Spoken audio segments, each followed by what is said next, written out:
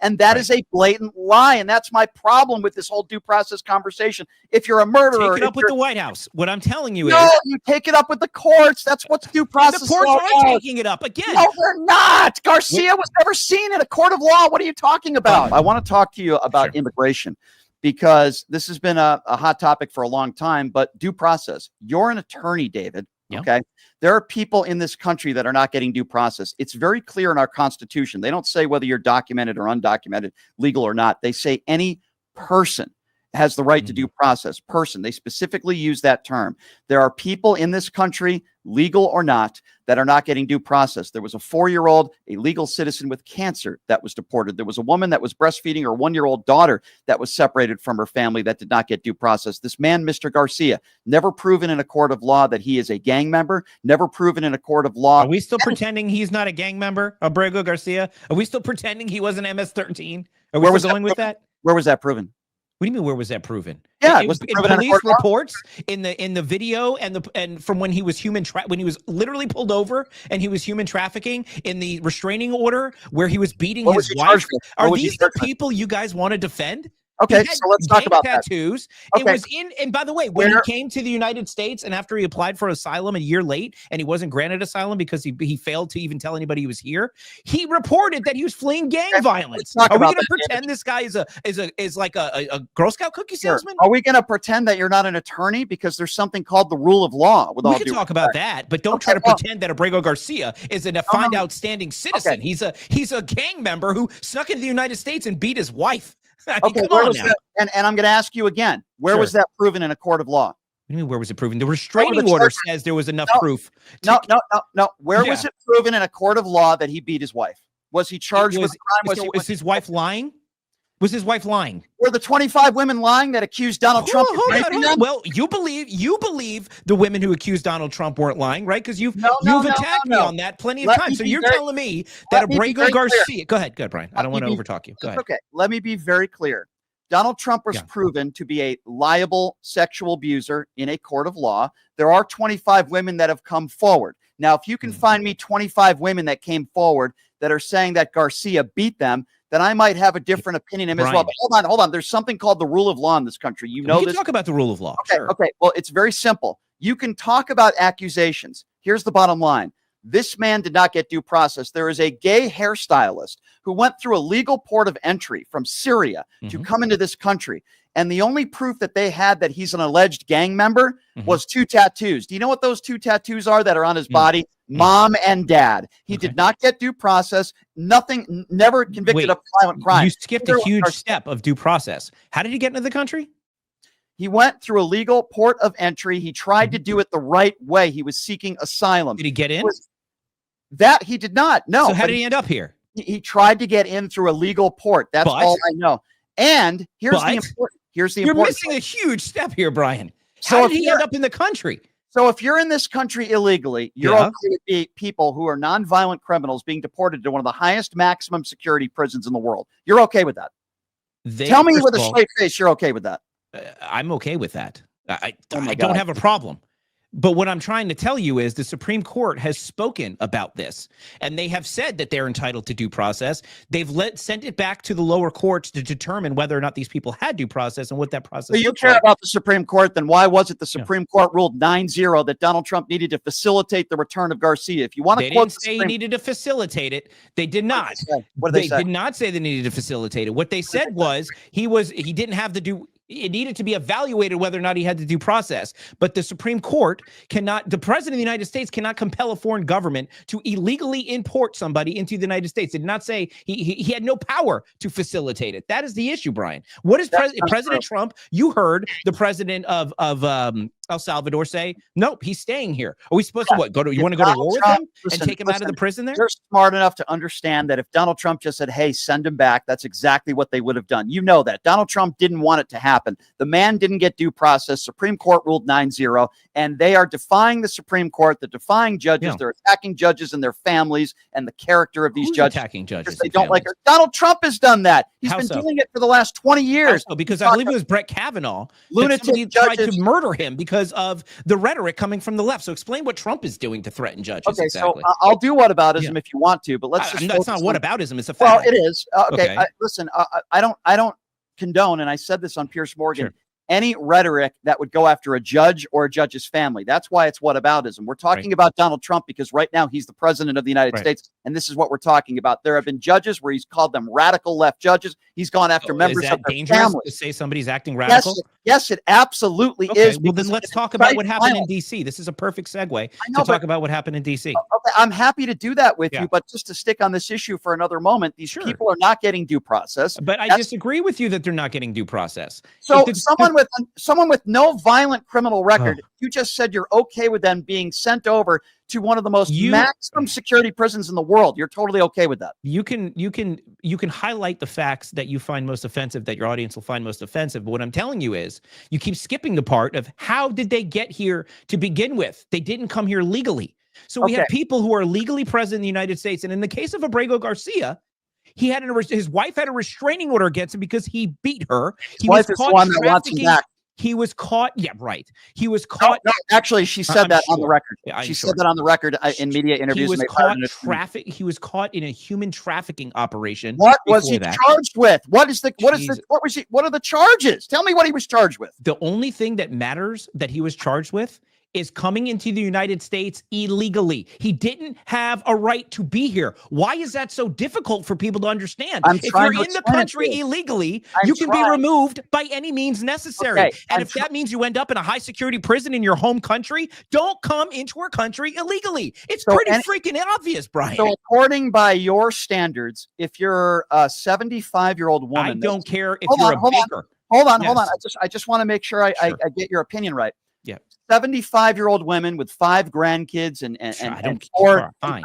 I know you don't care, but Mother Teresa. Yes, Mother Teresa crosses the border illegally. I want to set this right. Yeah. You've been in this country 50 years. You pay your taxes. You're not a violent criminal. You have kids. You have a family and all that stuff. You're totally okay with that 75-year-old grandmother who's never committed a violent crime in their life because they're undocumented to be sent to a high maximum security. That's not happening, Brian. Where is the 75-year-old woman being deported to the El Salvador's house? That's not happening. I just gave you listen, by your standard, you're saying if it did happen, you'd be okay with it. Brian, no. What I'm saying is gang members who have illegally entered the United States. The hairstylist is not a gang member. There's no evidence that he was a gang member. He has a tattoo of mom and dad on him. He's never been a violent criminal his entire life. You're saying you're okay with that. So don't say you could focus on the hairstylist all you want. What I'm telling on one person because whatever. What I'm telling focus on. How about you focus on the thousands of illegals that murdered Americans? Focus on the killer of Laken Riley, who murdered an American who was here illegally. Do you want to go and give them? Let him move in next door to you, Brian. They're such nice people. All, you are trying to conflate somebody. So are you. No, You're trying to suggest that 75-year-old grandparents are being sent to El Salvador, brother. It's not happening. You're the one conflating, and I'm not, and I will tell you why. Somebody who comes into this country and commits a violent crime, I want them out. If somebody is in this country like this hairstylist, legal or not, and they're not a violent criminal, you are comparing them to a violent murder criminal. That is inappropriate. In fact, you have a better chance to be the victim of a violent crime from a U.S. citizen than you do somebody who is undocumented. You are conflating somebody who commits a violent murder to somebody who comes into this country seeking asylum or somebody who's lived here for decades. You say you're not okay with a 75-year-old being sent over there. Then why would you be okay with a 50-year-old being sent over there who's a hairstylist who's never committed a violent crime in their life? Why can't you just say that's wrong? So the issue is, what you're talking about is, well, sure, once they murder an American, we should send them to the worst place possible. They shouldn't be here to begin with. The opportunity for them to kill Americans shouldn't happen. Now, in the case of the people who have been here for 50 years, this is the David Pollack opinion. And by the way, Trump has already offered people $1,000 to self-deport with an app. Yeah, I'm sure that'll work. That's a great idea. Well, they can.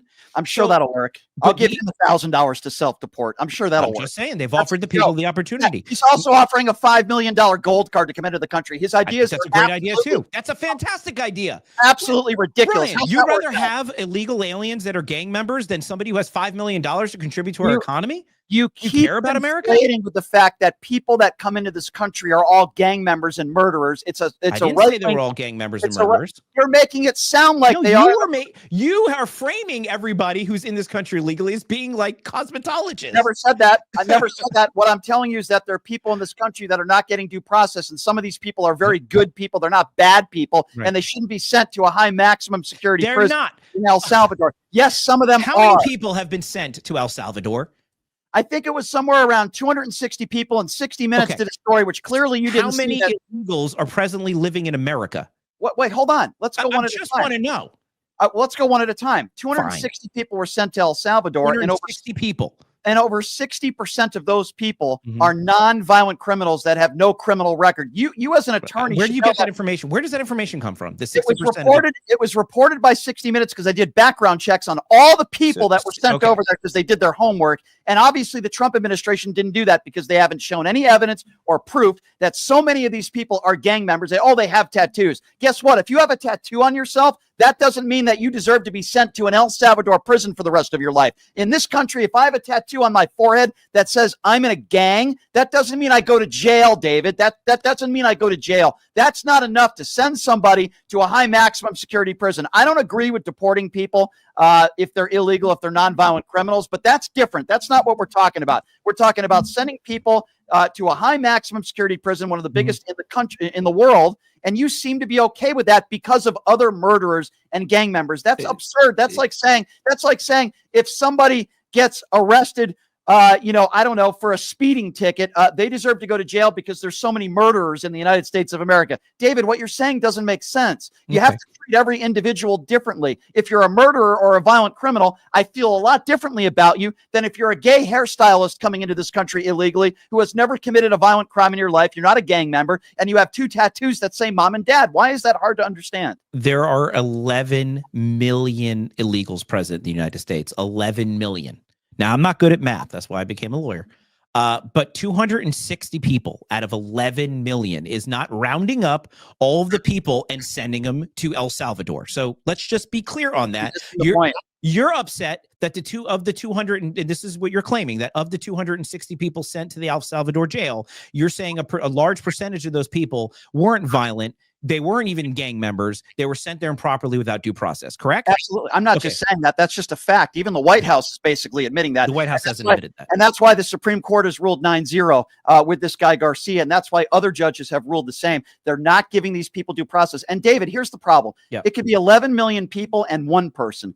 Everybody in this country deserves due process. Our Constitution says that. I hear from MAGA Republicans. I'm not disagreeing with you on that. That's what our Constitution says. They say person, not undocumented. And that's why I say Donald Trump and his administration and Holman, they are defying our Constitution. They are defying the Supreme Court. And I'm shocked that you're an attorney and you're okay with that.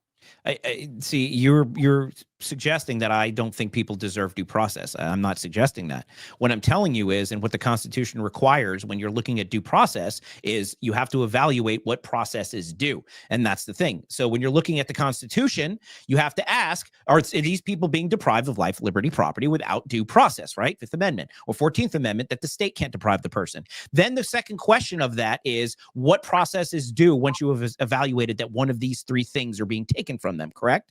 These people had the opportunity to claim asylum when they came in. They had due process at that moment because when they crossed the border, when they tried to cross the border legally, if they did go through a legal port of entry, our laws provide a system where you can claim asylum if you are fit the criteria for qualifying. So the people that you're talking about that are here illegally, they didn't even apply themselves for due process because they didn't even seek the due process, Brian. That's not what the White House is saying. They're claiming that they're all that's what I'm gang saying. members. What I'm telling you is, you said, David, you as a lawyer, I'm shocked that you don't believe in due process. And what I'm telling you is, doing, David, that's not what the White House is doing. They're claiming that all these people are violent criminals, thugs, and gang members, and that is a blatant lie. And that's my problem with this whole due process conversation. If you're a murderer, take it up with the White House. What I'm telling you is, you take it up with the courts. That's what's due process. The courts are taking it up again. No, they're not. Garcia was never seen in a court of law. What are you talking about? The Supreme Court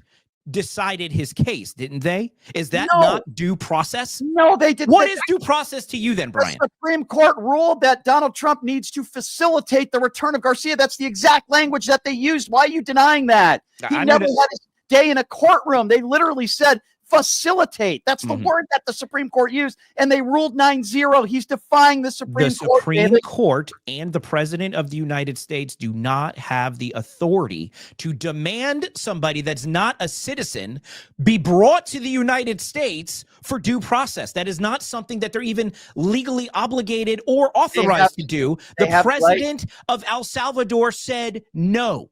What and the is reason why? And if Donald Trump just did what the Supreme Court asked him to do, which would be to facilitate, meaning tell this man to help facilitate the return of Garcia, you and I both know he would have been back here within 24 hours. Trump, it didn't happen. I don't expect the President of the United States to leverage the power of our country to convince a president who is helping us curb illegal gang immigration to compel him to return somebody who doesn't have a right to be here to begin with. That's not a good guy. Why would you want the president taking resources from the American people to bring a criminal gang member from El Salvador to the why is this the hill you guys are choosing to die on? I don't understand this. Okay, it's more than just one person, David. I see you don't understand it, and I'll explain it to you. I don't understand your rationale because the American people don't agree with you on this, Brian. That's actually not true. People don't agree with you.